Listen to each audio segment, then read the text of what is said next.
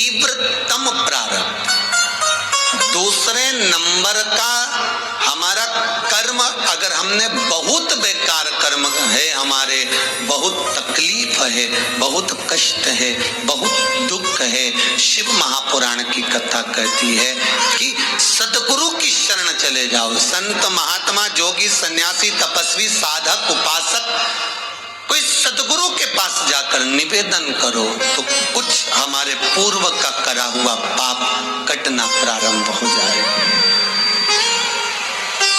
हमारा पुराना पाप धीरे धीरे कटे।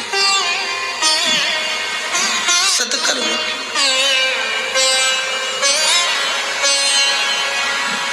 फिर एक निवेदन करूंगा, जीवन में अगर बहुत तकलीफ है, बहुत कष्ट, आपको पहले भी कहा फिर कहते हैं, पंगत्री पड़ेगी।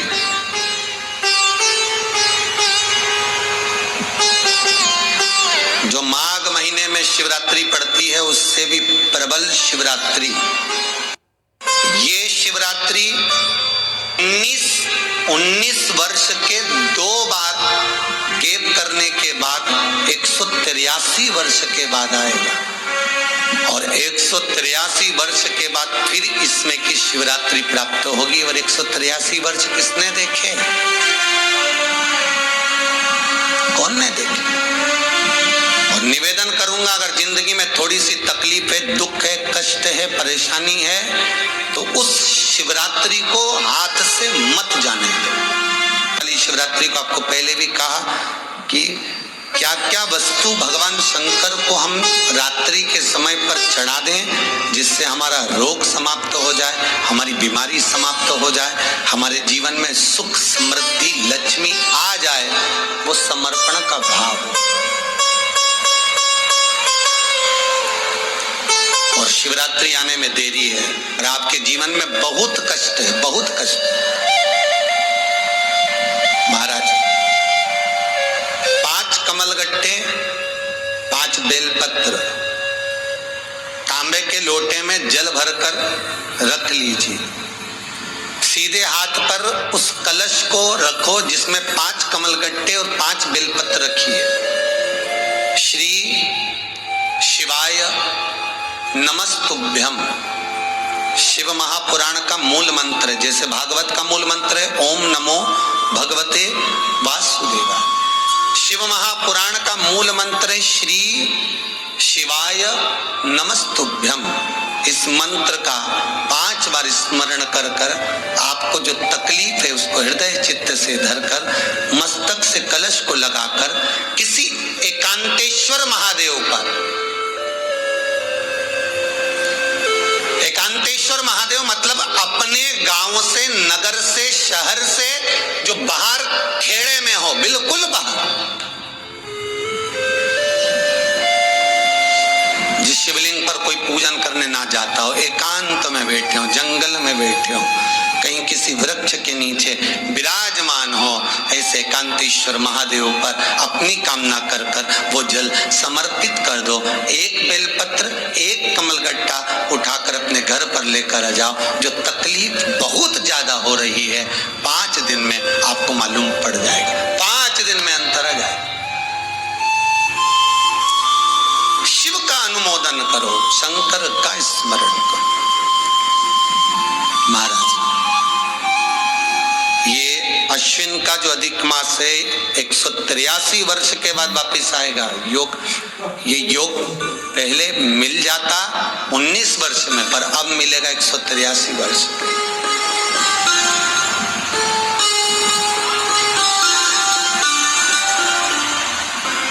एक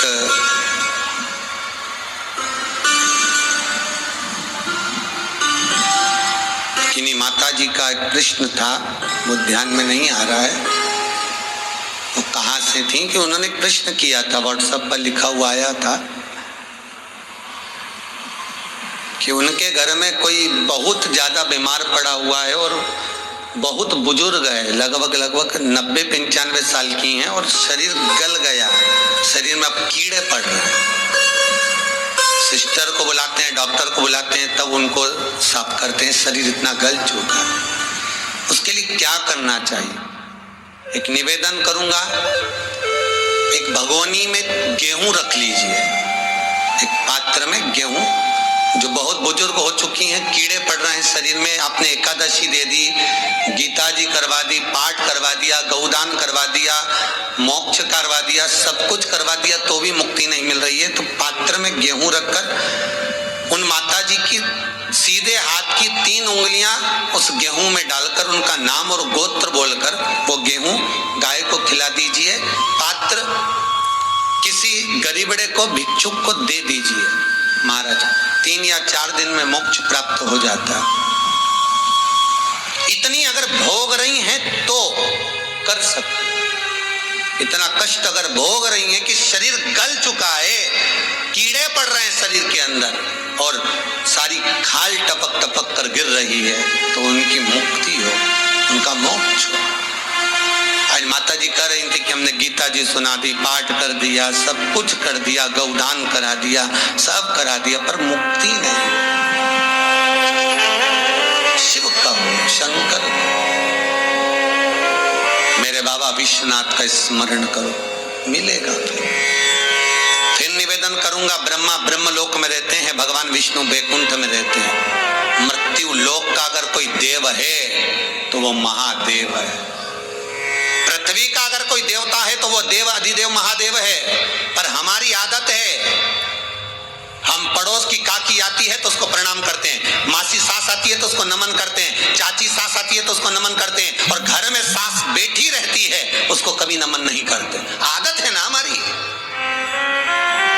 दूसरों को तुम प्रणाम कर लेंगे पर घर की सास को नमन नहीं कर पाते। उसी तरह हम भगवान विष्णु का स्मरण कर रहे हैं, ब्रह्मा का स्मरण कर रहे हैं, सारे 33 कोटि देवताओं का स्मरण कर रहे हैं, पर भूलोक का इस देव अधिदेव महादेव का हम कितना स्मरण कर रहे हैं?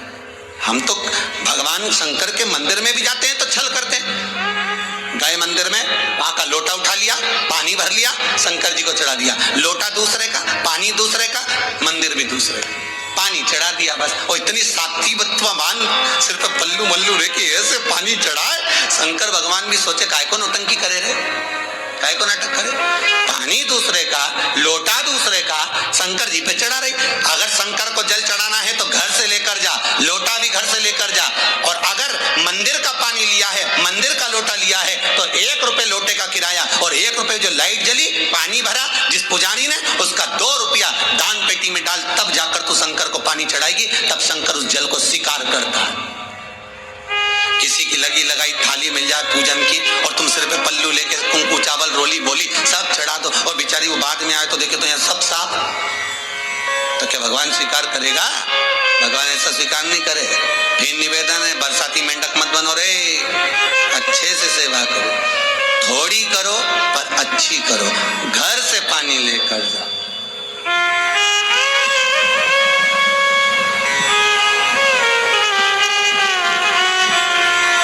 कोतवाली चौराहे से, हमारे सीहोर के कोतवाली चौराहे से कोई बहन जी आई थी 33 मालपुआ लेके। कहे गुरुजी संकल्प करा दो। हमने कहा पानी लाओ, तो क्या तुम्हारे यहाँ नहीं है? हमने कहा हमारे यहाँ तो कुआं है।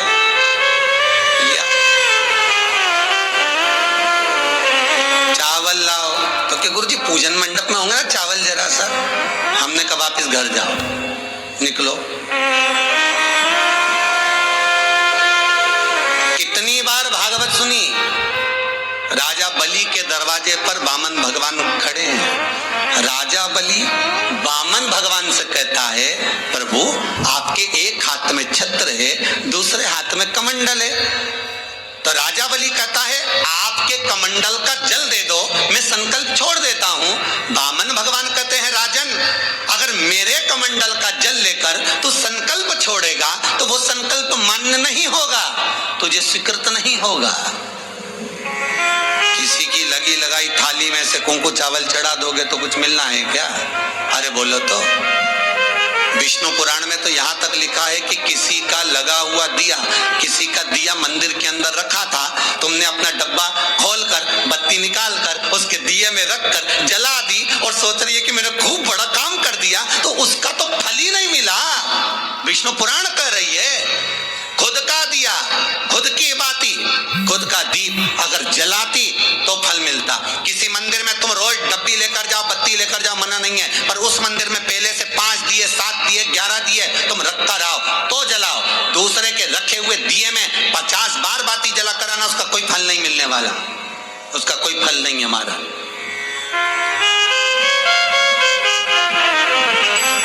खुद का जल लेकर जाओगे, खुद का लोटा लेकर जाओगे तो फल। यहाँ तो स्वयं भागवत कह रही है, राजा बलि के सामने वामन भगवान कहते हैं, राजन तेरे कमंडल को लेकर आ, उससे संकल्प छोड़, अगर मेरे जल का संकल्प छोड़ेगा तो उसका कोई फल नहीं मिलने वाला। राजा बलि अंदर गया, जाकर भी उसने कर्म बेकार कर दिया। राजा बलि ने क्या, कमंडल लाना था खुद का, उठा लाया शुक्राचार्य जी का, शुक्राचार्य जी का कमंडल उठाकर लाया, इसलिए शुक्राचार्य जी कमंडल के अंदर जाकर बैठ गए, एक आंख लगाकर देखते रहे, जल बाहर नहीं निकलने दिया शुक्राचार्य जी ने कि मेरे कमंडल का जल कैसे निकल जाए भला। फिर भी राजा नहीं माना, तब एक कुसा खींचकर उसकी टोटी में दी तो शुक्राचार्य जी की आंख फूट गई। शुक्राचार्य जी ने कहा, राजा बलि तू जान नहीं पाया, मेरे कमंडल का जल लेकर गया और मेरी आंख फूटी है, मैं तुझे श्राप देता हूं कि तू सत्ता से विहीन हो जाएगा। राजा बलि की पूरी सत्ता चली गई, पूरी सत्ता मात्र कमंडल के जल के कारण चलेगी। तो आप अगर दान करने जा रहे हो, आप कन्यादान करने जा रहे हो, आप गौ दान करने जा रहे हो, आप वस्त्र दान करने जा रहे हो, आप मालपुए का दान करने जा रहे हो, आप स्वर्ण दान करने जा रहे हो, तो जल चावल आपका होना चाहिए, संकल्प आपका होना चाहिए, दूसरे का नहीं। इसलिए नैमिषारण्य में जो 108 शिव महापुराण की पोथी बिठाई, तो वहां जो संकल्प छूटा आपके घरों में छुड़वाया है, घर के अंदर। और 15 अक्टूबर को जो शिवरात्रि का उत्सव रात्रि को 9:20 से 10:20 पर इसी टीवी चैनल पर जो हम कराएंगे, उसका संकल्प आप अपने घर में बैठकर छोड़ना, यहां नहीं, अपने घर में। और अगर कोई यहाँ आता भी है तो साथ में पानी की बोतल लाओ, चावल लाओ, पूजा की थाली लाओ, फिर बैठो। अपना संकल्प अपना होना चाहिए, उसका फल हजारों गुना प्राप्त होता है। दूसरे का जल, दूसरे का चावल स्वीकार कर लिया, उससे फल की कामना नहीं है, मिलता नहीं। फिर भले 4 घंटे तक तुम ढोलक बजा बजा के गाओ, तांबा का हंडा में तातो धरा पानी, और नींद आए भोला नवा के रहूंगी, भोले को अपना बना के रहूंगी। शंकर भगवान ने बोले पूरी रात गाए तो भी नहीं आऊं मैं, तो गाय को है भोलेनाथ। शिव को मनाना के लिए आडंबर की जरूरत नहीं है, शंकर को मनाने के लिए बहुत साधना करने की भी जरूरत नहीं है। शंकर तो कहते हैं 3 बार ताली बजा दो, बम बम बोल दो, उतने में भी राजी हूं।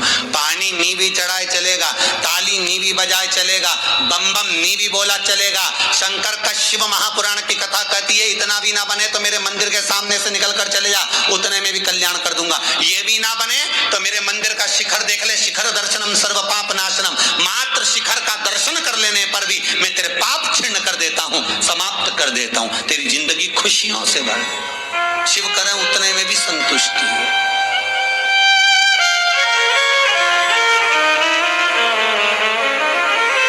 उतने में भी संतुष्टि।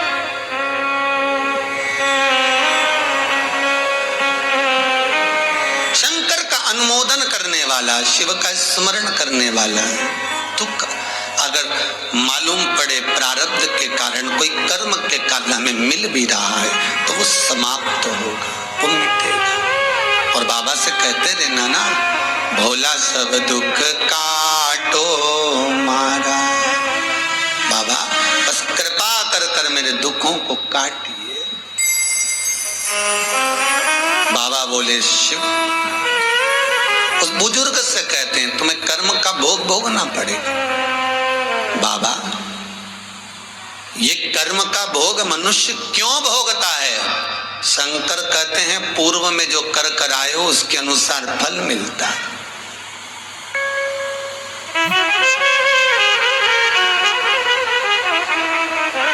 अभी 2 दिन पहले की कथा याद करो, कथा में कहा था खूब भगवान ने धन दे दिया, जिसके घर में 10-10 नौकर लगे हैं और घर का मालिक इतना चड्डा पहनकर, टी शर्ट पहनकर कुत्ते को छीछी करा रहा।